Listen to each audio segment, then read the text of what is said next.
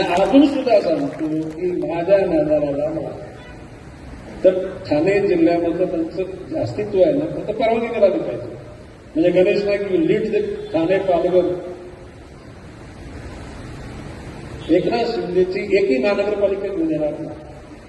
किंवा मी open challenge देतो की कल्याणमध्ये त्याचा पुत्र त्याला कायमचा माजी खासदार म्हणून लावावा लागला. ठाण्यामध्ये इथला ठाण्याचा जो अति आगाऊ खासदार, त्याला मी तसं ओपन सांगितलं, तुला माझी कायमचं आयुष्यभर माझी खासदार म्हणून त्याला लावा. हे मी नाही लावणार, ही ठाण्याची आणि कल्याणची जनता लावते. गणेश नाईक फक्त लीड घ्यायची गरज.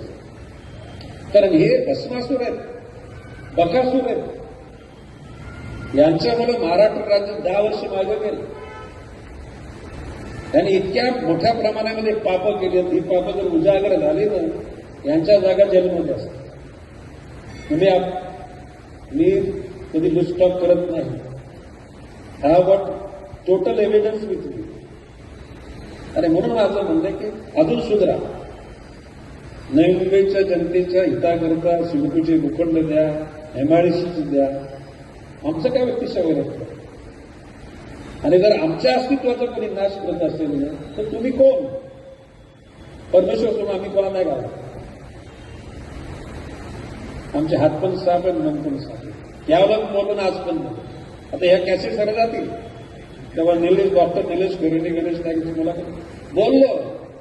आता तर निवडणुका नाही, पण हे खरं आहे. कितीतरी गोरगरिबांच्या जमिनी त्यांना न विचारता दुसऱ्याच्या बिल्डरच्या नावाला जातात.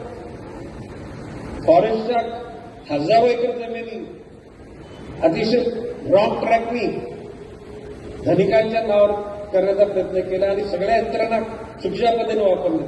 गणेश नाईक या वन खात्याचा मंत्री असेपर्यंत वन खात्याची 1 इंच जागा सुद्धा कोणाच्या घशात जाऊ देणार नाही, पक्की गॅरंटी.